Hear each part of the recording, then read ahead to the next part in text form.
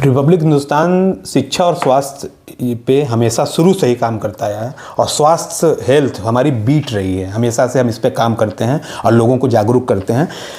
Doctor Lakshman Yadav के interview के बाद हमने ये सोचा, हम जब इस क्लिनिक में आए, ये क्लिनिक नहीं है तो ऐसा लग रहा है कि पूर्वांचल का सबसे बड़ा मतलब हॉस्पिटल यही लग रहा है मुझे। तो जहाँ तक मैं देखा, हम पूरे क्लिनिक को विजिट करेंगे और देखिए changing mind doctor Lakshman Yadav mental health care है। अब हम धीरे धीरे आगे बढ़ेंगे और सर के साथ हैं, सर ही बताएंगे आगे कि पूरे क्लिनिक के बारे में। पूर्वांचल का मैं बार बार कर रहा हूँ सबसे बड़ा, कह सकते हैं कि वैसे तो चेंजिंग में पिछले 10 सालों से काम कर रहे हैं और हमने बेहतर काम किया है मेंटल हेल्थ पर। और अब तो और भी बेहतर सुविधाओं के साथ आ गए हैं, क्योंकि पहले हम अडल्ट देखते तब हमारे पास चाइल्ड डेवलपमेंट सेंटर भी है, जो बच्चों से विकास से संबंधित जो समस्याएं आती है, क्योंकि छोटे बच्चों में मेंटल हेल्थ का क्या ही होगा, उसमें तो मेंटल उसका इंटेलेक्चुअल उसका शारीरिक जो क्षमता होती है वो सही समय पे सही विकास हो तो ही हम कहते हैं बच्चा हेल्दी है। तो ये हमारा चैम्बर है पूर्वांचल का, बार बार कह रहा हूँ, पूर्वांचल का सबसे बड़ा हॉस्पिटल सर ने खोला है। आपको एक टूर कराते हैं, आइए। और एक टूर कराते हैं। हाँ, तो ये जो हमारा है, आप देख लिए, मेरा ये रूम है psychotherapy room, you can focus there आप उसमें। और उसके बाद है हमारा ये साइकोलॉजिकल असेसमेंट रूम है। इसका मतलब? इसमें ये होता है कि किसी भी पर्सन आ रहा है, कोई पर्सन आ रहा है, उसको साइकोलॉजिकल इशू है तो उसको असेसमेंट टूल्स बने हुए हैं। जब सीटी स्कैन एमआरआई कराते हैं ना, वैसे ही इसके मन को जानने के लिए तो कोई सीटी और उसमें एमआरआई में आएगा नहीं, तो उसके लिए कुछ साइकोलॉजी डायग्नोस्टिक्स टूल्स बनाए गए हैं। डिप्रेशन को, एंग्जाइटी को, किसी को पर्सनालिटी इशू है, उसको मेजर करने के लिए साइको डायग्नोस्टिक्स रूम है। ये है हमारा काउंसलिंग रूम, जो हमारी जूनियर साइकोलॉजिस्ट है। अच्छा, जूनियर साइको या क्लिनिकल साइकोलॉजिस्ट, जूनियर साइकोलॉजिस्ट, हाँ, वो उनका रूम है। ये हमारा देखेंगे तो ये डॉक्टर्स चैम्बर है। साइकियाट्रिस्ट अगर जो विज़िट करते हैं उसका भी हम लोगों ने ख्याल रखा है कि ज़रूरत पड़ी, क्योंकि देखिए वैसे तो भी ट्रीट विदाउट मेडिसिन, बट जहाँ कहीं पे ज़रूरत पड़ती है कि नहीं मेडिकेशन की सख्त ज़रूरत है तो साइकियाट्रिक कंसल्टेशन के लिए रूम है। ये हमारा कॉन्फ्रेंस हॉल है, यहाँ पे हम बच्चों को पढ़ाते हैं, इंटर्न्स बैठ के पढ़ते हैं। ये क्या है? MBT relaxation. बस इधर से देखिए, ये एक रिलैक्सेशन रूम है हमारा। हाँ, क्लाइंट पे फोकस मत करिएगा। हाँ, बस ठीक है, बस आ जाइए। ये हमारा रिलैक्सेशन रूम है।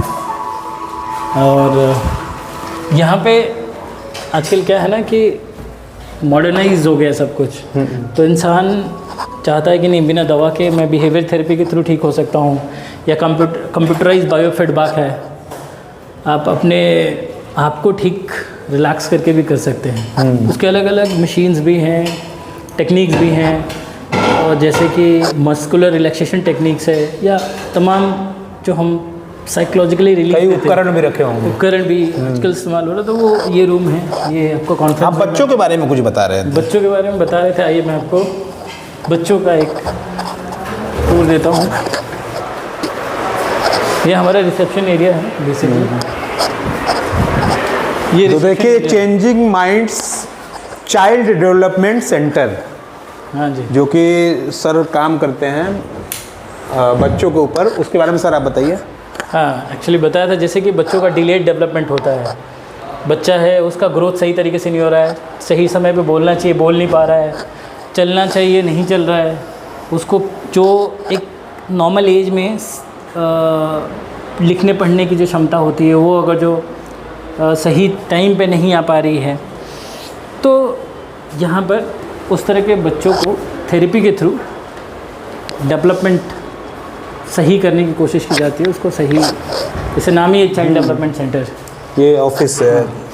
तो यहाँ हमारी चाइल्ड साइकोलॉजिस्ट या जो चाइल्ड के एक्सपर्ट हैं यहाँ पे। चाइल्ड के एक्सपर्ट अभी आपके कहाँ हैं? अभी अंदर लोग उनसे भी सब अपने थेरेपी में बिजी होंगे। अच्छा, थेरेपी में बिजी होंगे सारे लोग। यहाँ पेरेंट्स ये देख सकते हैं थ्रू। हाँ, ये स्पेशल एजुकेशन रूम है। इसका क्या मतलब?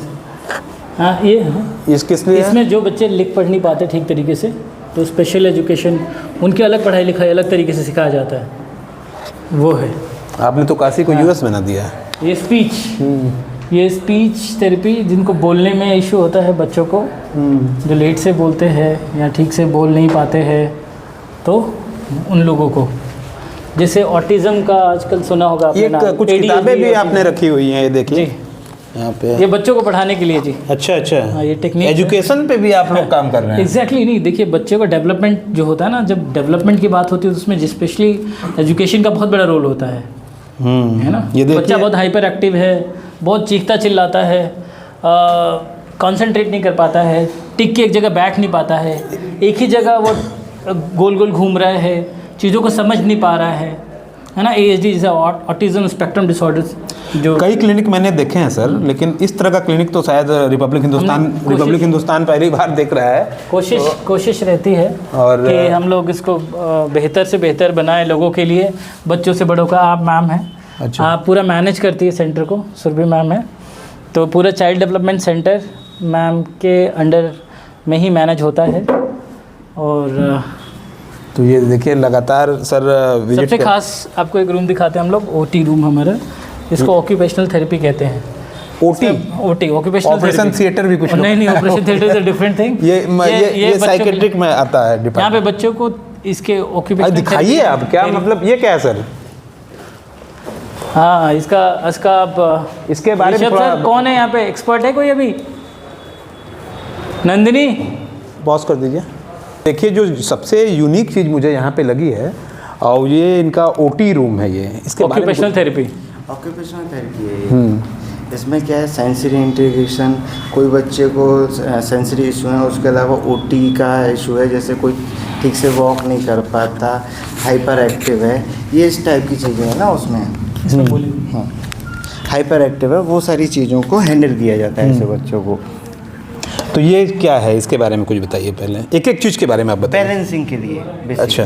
हाँ, balancing, gross motor, fine motor एक होता है, वो उस चीज़ के लिए होता है। कोई बच्चा ना हैंड को अच्छे से वर्क नहीं कर पाता, तो उस वजह से। तो और ये वगैरह, ये तो खिलौने टाइप के कुछ लग रहा है, ये क्या है? हाँ, बच्चे हैं ना, बच्चों के लिए खिलौने तो होने चाहिए ना। हाँ। वही उनका यूज तो कैसे एक तरह से आप लोग केयर भी कर रहे हैं। हाँ, इलाज भी कर रहे हैं और हाँ, केयर भी कर केयर रहे हैं, और ये भी चीज़ें हैं, ये जी, सब जी। झूला वगैरह, ये तो हाँ, बेसिकली ये होता है इसमें ना। इसके बारे में थोड़ा सा बताइए पूरा। मैं ये बता देता हूँ कि जो प्ले होता है ना, प्ले में थेरेपी होता है, प्ले होता जाएगा, देन थेरेपी भी उसमें इंक्लूड रहेगा। इस तरह से अगर बच्चे को करना है, जैसे स्विंग पे करना है या झूले पे करना है, तो उसके साथ वहाँ बैठ के उसका अच्छा, आप ये पहचान कैसे करते हैं कि बच्चे को ये डिजीज है, ये कैसे पहचान कर लेते हैं? ये साइकोलॉजिकल होता है ना। अच्छा। वो असेसमेंट आता है हमारे पास, उसमें वो डॉक्टर साहब देखते हैं? हाँ, अच्छा, वो बताते हैं इस बारे में। देन उसके बाद हाँ, तो जैसे कि किसी बच्चे के लिए ऑक्यूपेशनल थेरेपी रिकमेंड किया है, तो उसको ऑक्यूपेशनल थेरेपी के बारे में उसको क्या क्या कराना है, वो फिर हमारा काम है, हम किस तरह कराते हैं। तो ये देखिए लगातार हम दिखा रहे थे यहाँ पे, और ये OT रूम है, और यहाँ पे मैं यही कहूँगा कि बच्चों के लिए सर इस तरह से, मतलब हमें तो ऐसा लगा कि युवाओं के लिए, बुजुर्गों के लिए काम हो रहा है, बच्चों के लिए बड़ा अलग सा नज़ारा है। पूर्वांचल में इससे बड़ा तो मुझे क्लिनिक नहीं लगता।